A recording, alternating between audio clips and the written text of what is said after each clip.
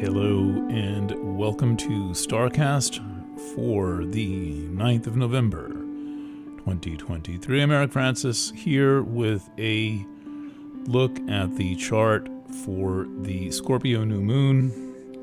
The moon and the sun form a conjunction in Scorpio at 4:27 a.m. on Monday, the 13th. So we'll be kind of riding this out all weekend. This is the first lunation in a while that is not an eclipse. The previous new moon was an eclipse. The previous full moon was an eclipse. And so we're still coming to closure on the eclipse thing.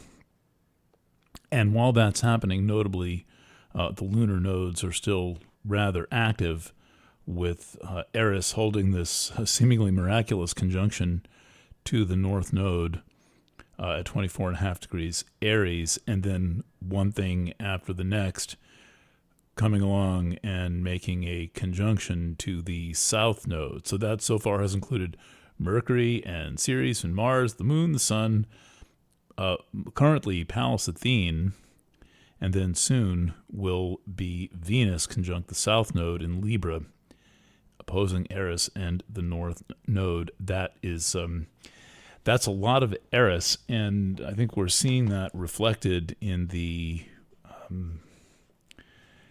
environment, in the mental environment. One thing I'm noticing is that apropos of Eris, a lot of people are noticing that the digital environment is causing us a lot of problems. I'm not sure that most people have connected with the totality of and the intensity of the problems, but at least there is a clue. And of course, this clue is probably coming about 25 years too late. I don't think that the influence of the digital environment is reversible. I think that the only way out is going to be through, as is true of so many things. And while we're here, we need to maintain our orientation, and that is not easy, because there is always a temptation to insanity. And we'll talk about those on Friday's edition of Planet Waves FM, Temptations to Insanity. All right, let's take a look at this chart, which I describe in the article associated with this podcast.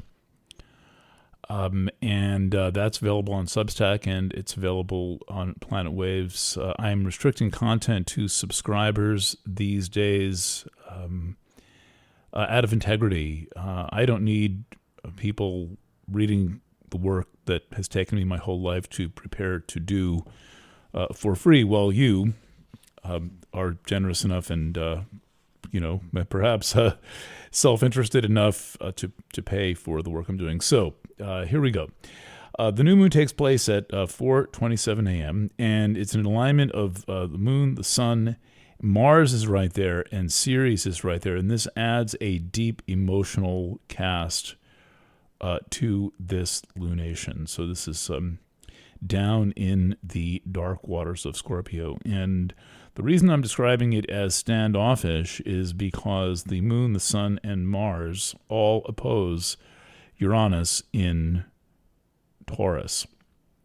And in the article, I describe what this is about. And to me, the setup is, the standoff is between the natural emotional and hormonal functioning of the human form, of human consciousness, opposite the body, that's Taurus, the kind of physical manifestation of the body and its surroundings, and it includes all of our stuff and pots and pans.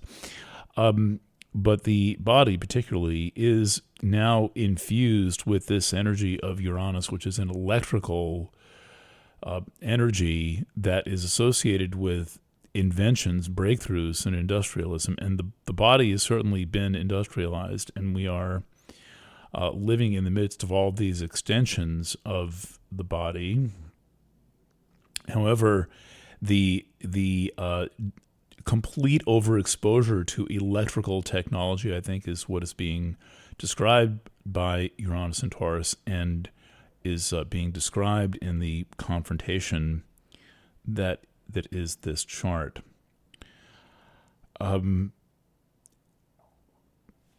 Yeah, there's a lot going on in this chart. So I just caught a glimpse at something that I had not thought about a moment ago. But let's see if I come back to that. Okay, so one of the things I highlight in the article is that that there's a lot more going on in Scorpio than Sun, Moon, Mars, and Ceres. I work with a set of minor planets that is more or less fixed.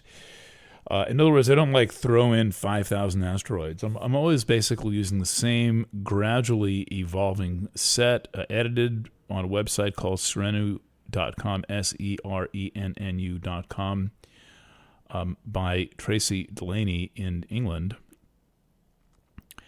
And what you see when you study this is, and basically it's the same set, except that some new points are added. So it's updated, and these sometimes 1,000 new things can be numbered, and 50 things can be named in 1 month. These are not all going in. She's being very selective about what she adds. New centaurs go in, orbit crossing, powerful orbit crossing asteroids, and things out in the region of Pluto, Plutinos, and Cubewanos. So it's not just everything being tossed into the mix. So it grows only slowly.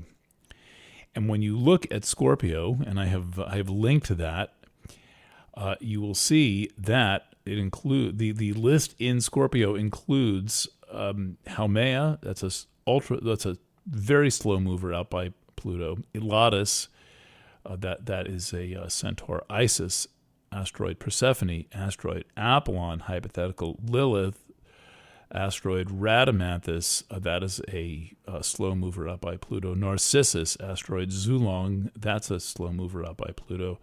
Mabama Wansawera, that's a slow mover up by Pluto. Poseidon, that's a hypothetical without a body. Child and Hopi, they are asteroids. Typhon, slow mover out by Pluto. Ceres, that's that very important asteroid, the first one. Ziwana, that's a slow mover out by Pluto. Hidalgo, that's a very interesting interior centaur. The first centaur actually was not Chiron. Hidalgo was retroactively recategorized. It's approximately 12-year orbit. It's a Jupiter crosser. Fantastic asteroid. If you want to learn one really exciting asteroid, learn Hidalgo.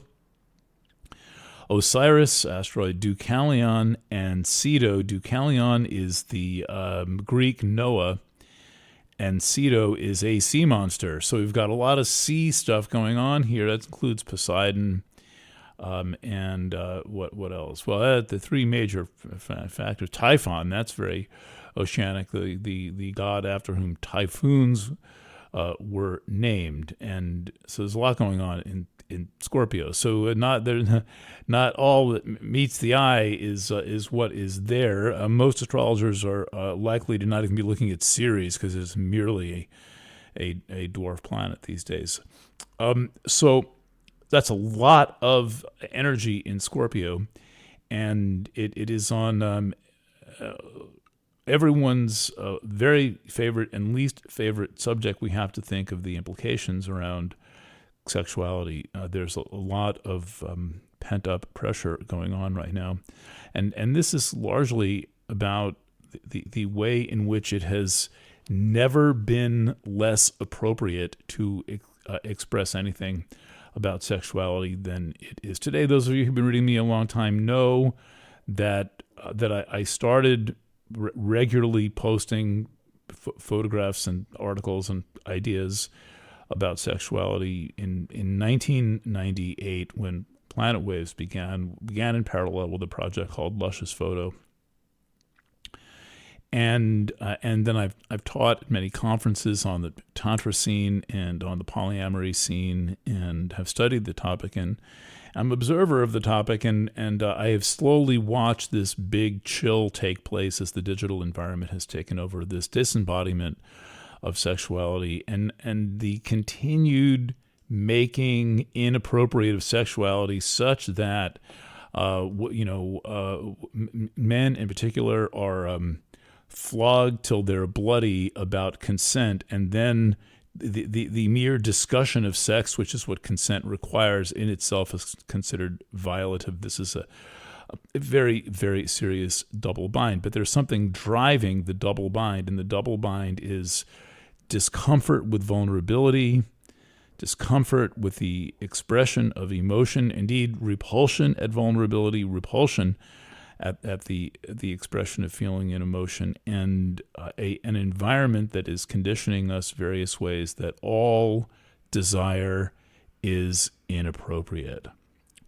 My friend Buck Wolf, one of the top editors over at HuffPo, I worked with him when he was a columnist at the student magazine of which I was the founder and the editor-in-chief, and gave him his first gig as a columnist, said, we met up a couple of years ago, and he said, it's got to the point where the only way you will be able to prove that you had sexual consent is you produce a receipt, like from Venmo or PayPal, like you paid for it. I paid for this.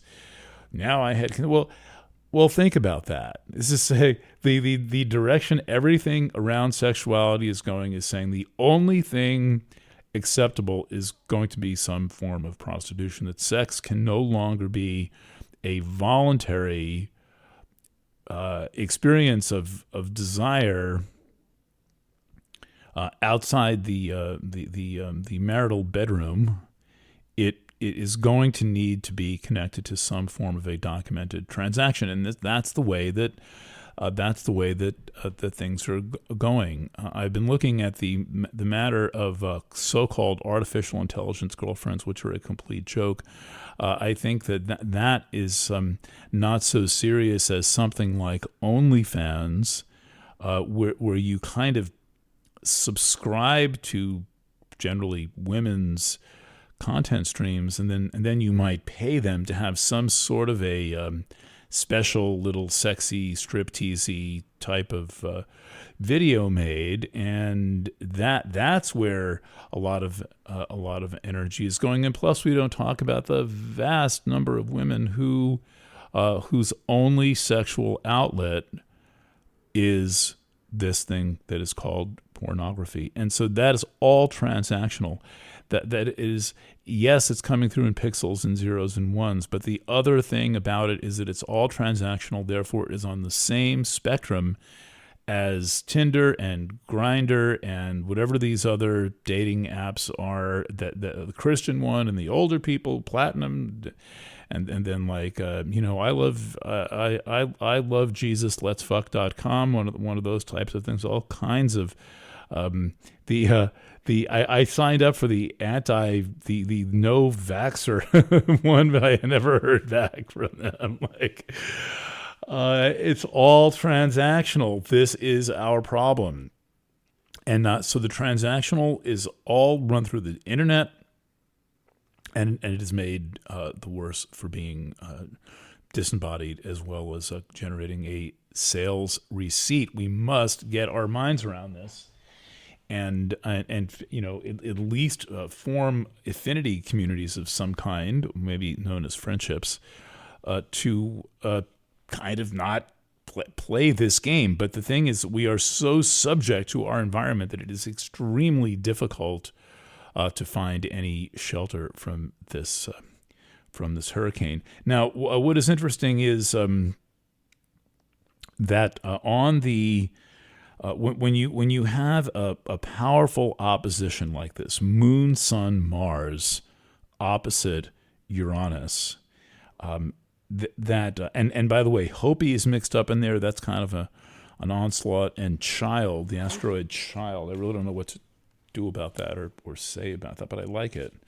I like drawing the Child glyph, which is one circle inside of another. You can sort of see it there.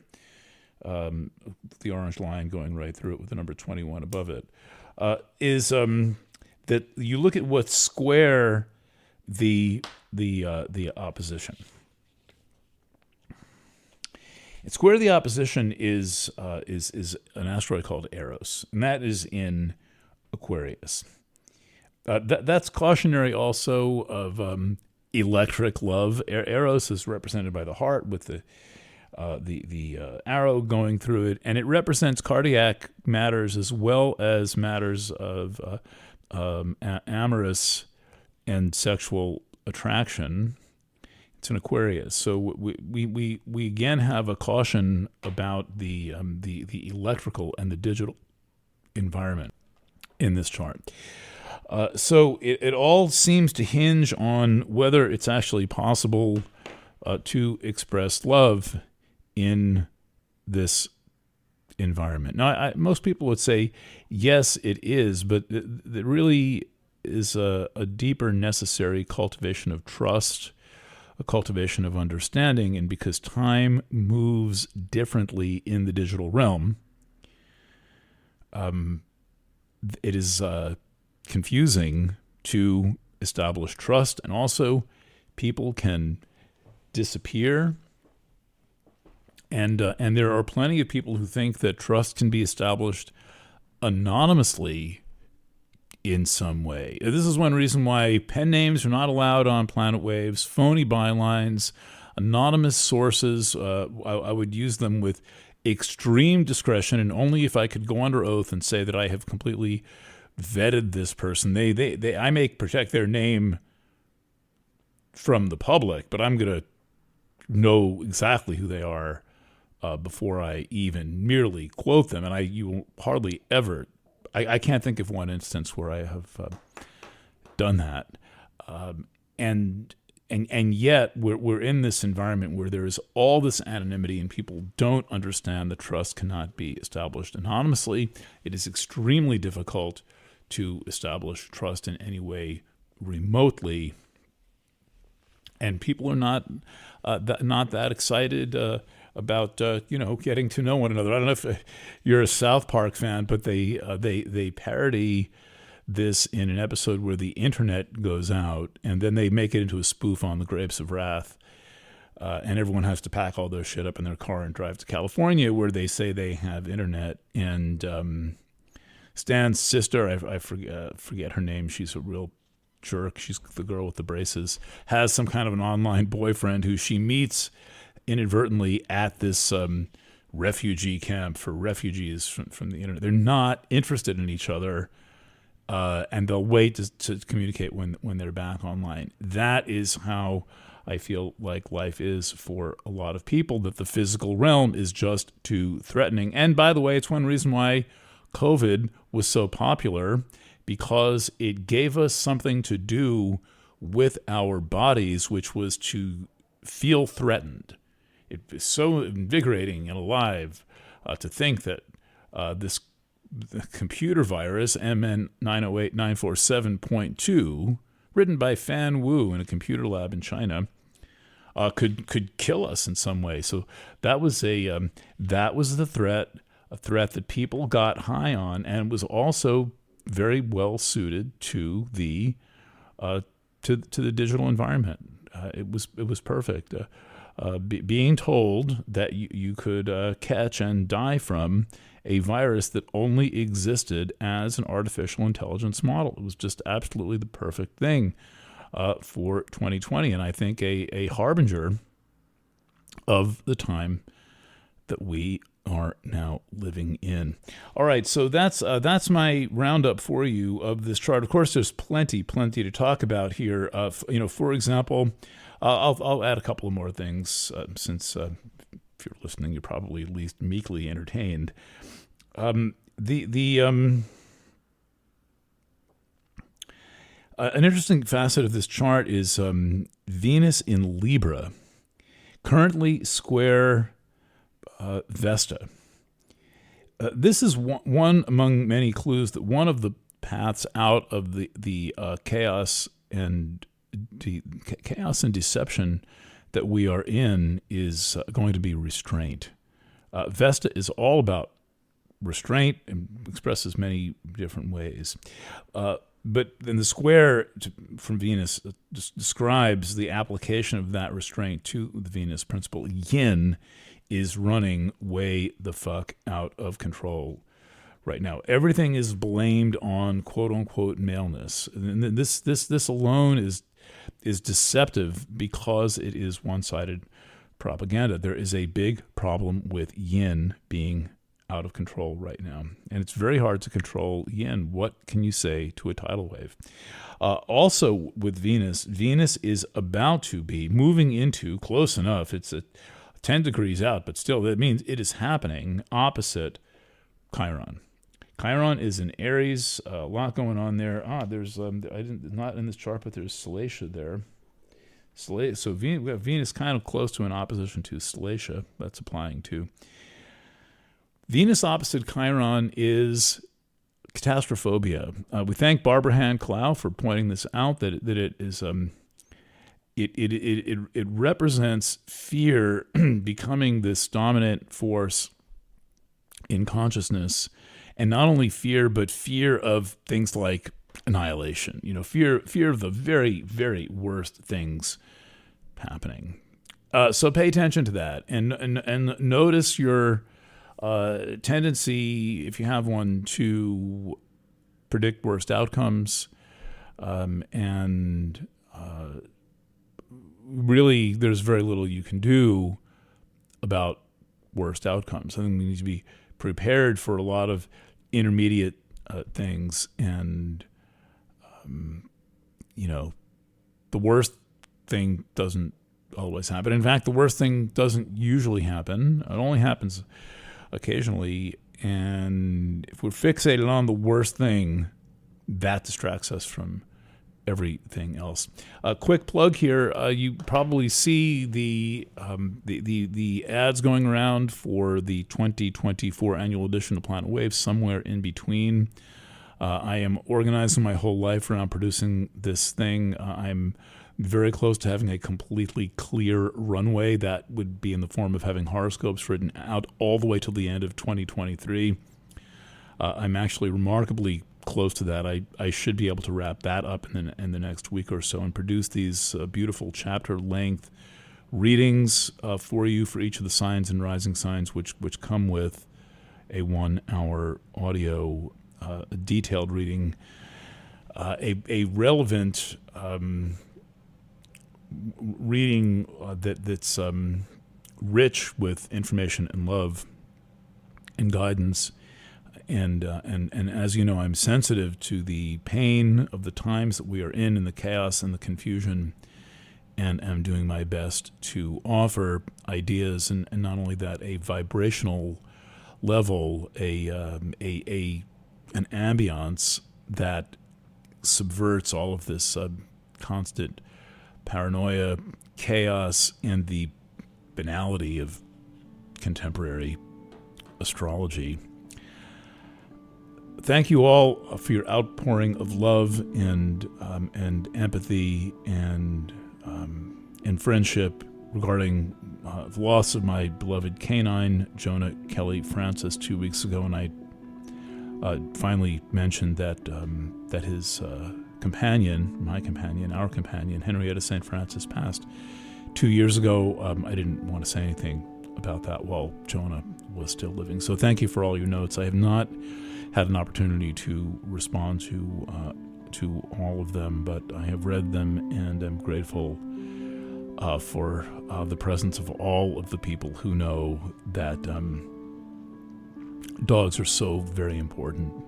I'm a great lover of kitty cats. If I were not allergic to them, I would have a house crawling with kitty cats and dogs that got along with cats. So love to your furry creatures. Please whisper something in their ear for them, and for the canines, give them a little sniff and a nibble. Thanks again. Lots of love, and I will catch you on tomorrow night's Planet Waves FM. Bye for now.